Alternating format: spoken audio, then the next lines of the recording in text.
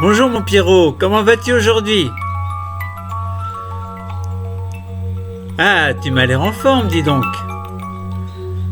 Ah, tu ne parles pas, toi, hein? Bon, je vais te raconter une histoire. Tu connais l'histoire de Pierre et le loup?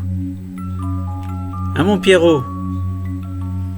Bon, alors, on y va pour la petite histoire. Pierre et le loup, de Serge Prokofiev. Un beau matin, Pierre ouvrit la porte du jardin et s'en alla dans les prés verts. Sur la plus haute branche de grand arbre était perché un petit oiseau, ami de Pierre. « Tout est calme ici, gazouillait-il gaiement.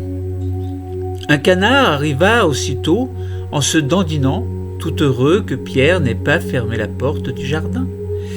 Il en profita pour aller faire un plongeon dans la mare au milieu du pré.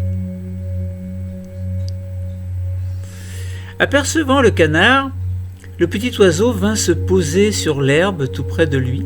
« Mais quel genre d'oiseau es-tu donc qui ne sait voler ?» dit-il en haussant les épaules. À quoi le canard répondit: « Quel genre d'oiseau es-tu qui ne sait pas nager ?» Et il plongea dans la mare. Ils discutèrent longtemps, le canard nageant dans la mare, le petit oiseau voltigeant au bord. Ça te plaît, mon Pierrot? Soudain, quelque chose dans l'herbe attira l'attention de Pierre. C'était le chat qui approchait en rampant. Le chat se disait: « L'oiseau est occupé à discuter, je vais en faire mon petit déjeuner. » Oh. Tu as peur, mon Pierrot? Mais n'aie pas peur, mon Pierrot. Et comme un voleur, il avançait sur ses pattes de velours. « Attention !» cria Pierre, et l'oiseau aussitôt s'envola sur l'herbe. Fort heureusement, mon Pierrot. S'envola sur l'arbre, bien entendu, et pas sur l'herbe. Tandis que du milieu de la mare, le canard lançait au loin des « coin, coin, coin, coin », indigné. Le chat rôdait autour de l'arbre en disant: « Est-ce la peine de grimper si haut? Quand j'arriverai, l'oiseau se sera envolé. » Tout à coup, le grand-père apparut. Il était mécontent de voir que Pierre était allé dans le pré. « L'endroit est dangereux. Si un loup sortait de la forêt, que ferais-tu ?»« Que ferais-tu, toi, mon Pierrot ?»« Tu ferais quoi ?»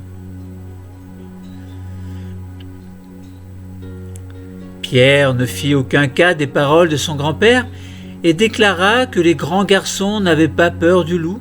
Mais grand-père prit Pierre par la main, l'emmena à la maison et ferma à clé la porte du jardin.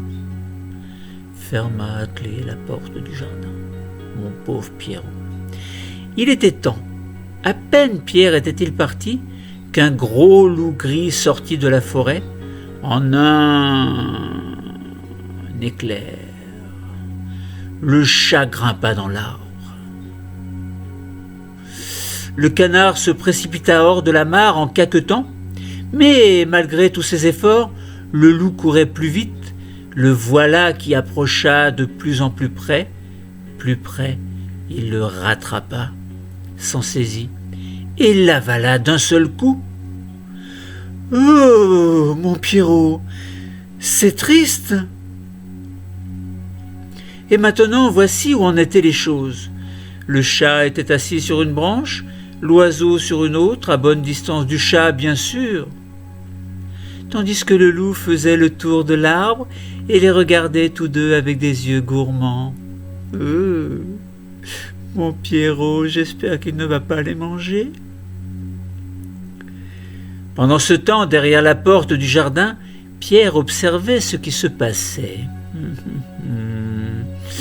sans la moindre frayeur. Une des branches de l'arbre autour duquel tournait le loup s'étendait jusqu'au mur. Pierre s'empara de la branche. puis monta dans l'arbre. Alors Pierre dit à l'oiseau, « Va voltiger autour de la gueule du loup, mais prends garde qu'il ne t'attrape. » Est-ce que c'est bien raisonnable, mon Pierrot ? De ses ailes, l'oiseau touchait presque la tête du loup, qui sautait furieusement après lui pour l'attraper. Oh, que l'oiseau agaçait le loup, et que le loup avait envie de l'attraper, mais que l'oiseau était bien trop adroit, et le loup en fut pour ses frais.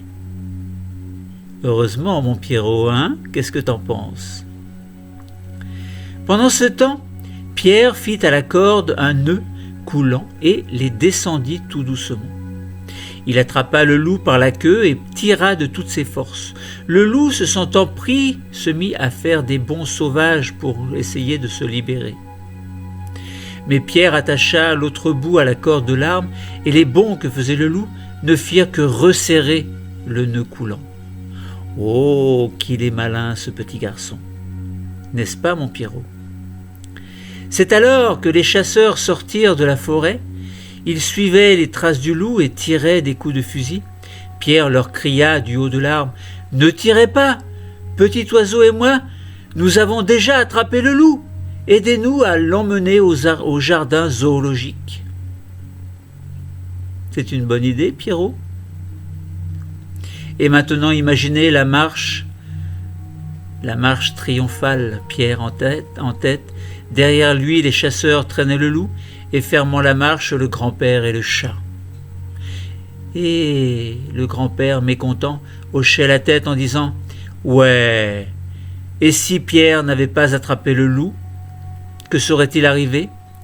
Au-dessus d'eux, l'oiseau voltigeait en gazouillant. « Comme nous sommes braves, Pierre et moi, regardez ce que nous avons attrapé. Un loup. »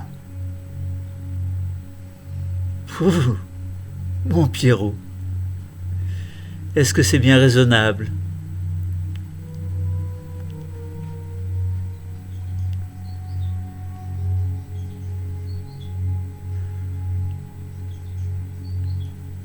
À bientôt, mon Pierrot.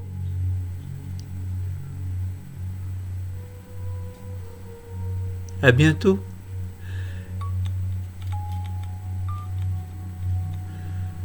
Une petite musique ? Fais-nous ta petite musique, mon Pierrot. Où est ta petite musique ?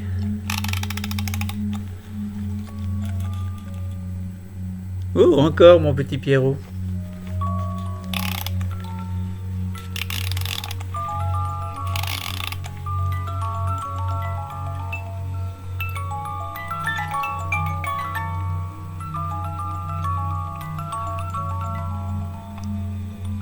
Au revoir. Dis au revoir. Je ne sais pas dire au revoir, mon petit Pierrot. Allez, c'est pas grave, je dis au revoir pour toi. Au revoir, les amis. Au revoir, au revoir. Ah, mon petit Pierrot. Que je t'aime, mon petit Pierrot.